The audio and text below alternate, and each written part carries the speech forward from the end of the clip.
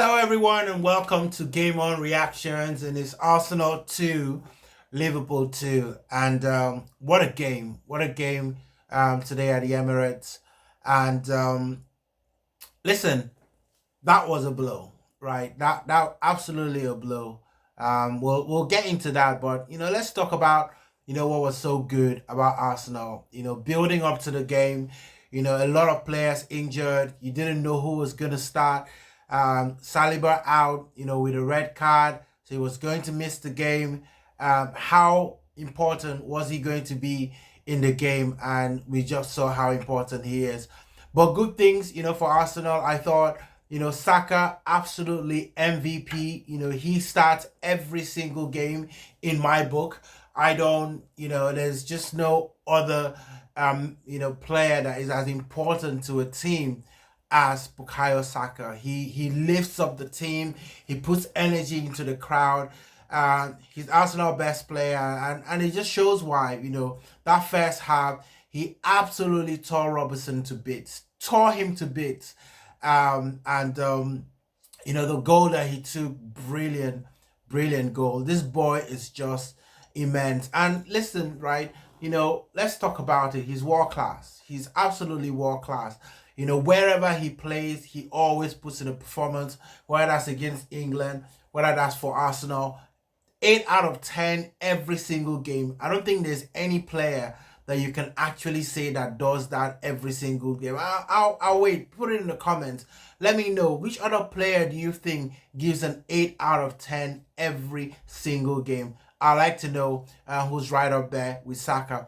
As I said, Arsenal was brilliant in that first half. Really took the ball. They played with no fear. Martinelli was absolutely taking Trent, on the in that right hand side. Trent was only good when he came into the middle of the pack, and he can be dangerous.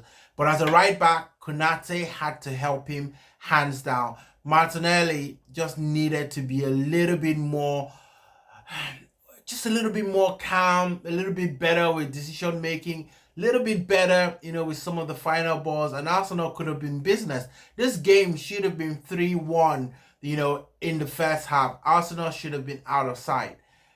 But you know what it is? It's the Premier League, right? And when you don't put teams away, you just leave an error, to happen at the back, and then you're in trouble, right? It only takes, a funny angle, and then you're running in, you get a penalty or something like that, and then you're in trouble, right? And, listen, Arsenal had it today when it comes to injury gods. Did not look at Arsenal today. They absolutely hammered Arsenal. You're already down with your first choice centre-back partnership, with Saliba and Gabriel, and then to put salt in the injury, right? Put salt in the injury.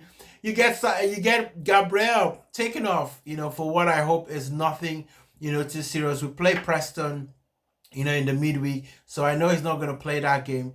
But whoever is coming in for him, I am worried. I am worried, right? Okay. Let's before I get into that. But you lose Gabriel. That just gave Liverpool a lift, because now they can start putting balls in the box. And you saw Liverpool, they started putting more balls in the box now, because they just knew that, okay, Gabriel is not there, we can put balls in the box. And for me, that tactically started to change the game. And Arsenal, retreated to their shell, which is very, very annoying, right? And you look at it, there were still chances, to be a little bit more composed. Don't try to be too direct. Just have the ball a little bit, let Liverpool chase it, but we didn't do that. We always tried very quickly to get to the final third, and oftentimes we lost the ball. So that didn't help. And then, of course, when Timber went out, I knew it was all over. When Timber went out, it was all over. And because you knew the options, available on the bench, where when we're bad to worse, we're bad to terrible, right? Skelly coming in, listen, that young man has got real potential. Big ups to him. He did a very good thing, when he came into the game. He looked very composed. Actually like him. I feel like there's a star there. Maybe he needs to bulk up a little bit more, eat that, peanut butter, to kind of give him a bit more muscle. But I think, his game awareness, his calmness, I think there's a real talent in there. He just needs, someone around him, to just give him, a bit of tips here and there. And maybe, we could have a real player on the hand. But let's talk about Kivio. Let's talk about Kivio. I think since that Bayern game, because his start to Arsenal looked very promising until that Bayern game. And that just gives me flashbacks. Do you remember Senderos? Remember Senderos, who used to play for Arsenal, who came in and he had a very good start. He was starting very well. He was part of that team that made it all the way, into the Champions League final. But oh my, when Drogba was done with him, Senderos was a different player. He just was not himself. He couldn't really get his confidence back. And I feel like the same here is happening to Kivio. After that Bayern Munich game, he just seems like it's an error waiting to happen. And hey, listen, nothing on the coach, in this game, I have to say. I think, let me not be the one trying to defend Mikel Arteta. You know my history with him. But I don't think I can blame the manager a lot, right?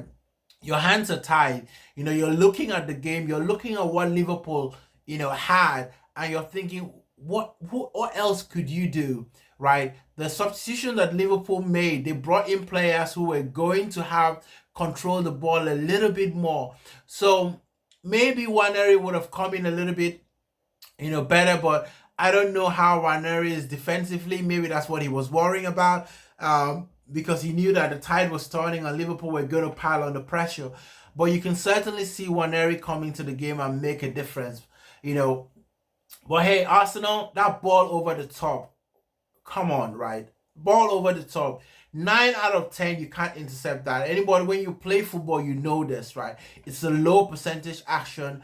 When that ball comes over, your body shape is not quite right. How do you really want to intercept the ball? And even if you intercept the ball, there's very little, there's the possibility that you cannot even bring it under control. So what do, right? You play the space, right?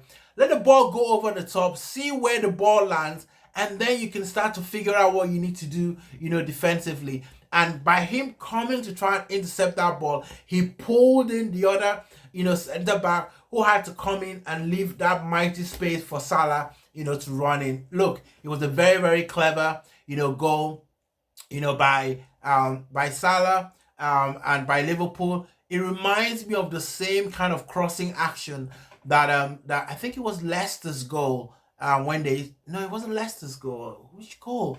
Was it Brighton? May have been Brighton's goal, Brighton's equalizer, when you had two players crossing, and that has done Arsenal.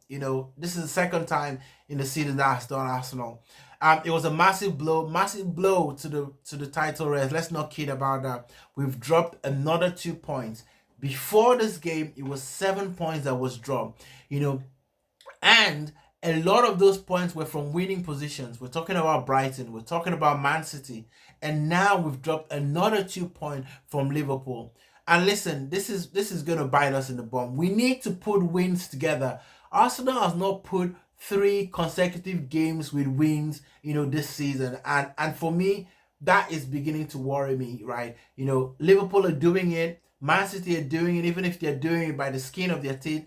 Arsenal need to put 3 or 4 winning games, together in the Premier League, because you need to kind of get back into that momentum so you're not always playing in jeopardy. Hey, listen, I don't know what you guys think about this game, but for me, it was another disappointing game. Arsenal had a lot of good things that they did right, so let's not knock them too much. But I think there was an opportunity that was missed. It was an opportunity to deal a psychological blow on Liverpool. Let me know what you guys think about this game. And you know what? I don't want to go, on about referees, but, honestly, what was that about that goal, right? I don't understand. That was never a foul. The player jumped higher. I've seen them given, but come on, ref. If you're going to blow it immediately. What's with all that tentative thing? Honestly, I just don't want to go into that, but hey, it is what it is. Arsenal play, first in the next weekend against Newcastle, a very tough game, and I'm looking at the likes of Burns. I'm looking at the likes of Linton. Um, so I'm thinking Isak is back. Again. Phew, that's gonna be a handful. Mikel Arteta needs to have a game plan. For that game against Newcastle, because Newcastle are going to be very, very difficult. To beat, and you don't want to go into Newcastle, with injuries and players not informed. So I really, hope that hopefully Martin Odegaard, can come back. I hear it's really, really close. I want to see Waneri in Preston, over the weekend. But hey, game on reaction, my reactions, on the Arsenal game. Let me know what you think, and hi, don't forget to like and subscribe. Thank you for all our subscribers as well. And until the next one, I'll see you. Let me go watch my Dallas Cowboys. But check out my YouTube channel, on American football if you're interested in that. It's called Across the Gridiron, so check that out. But hey, take care of yourself. I'll see you in the next one.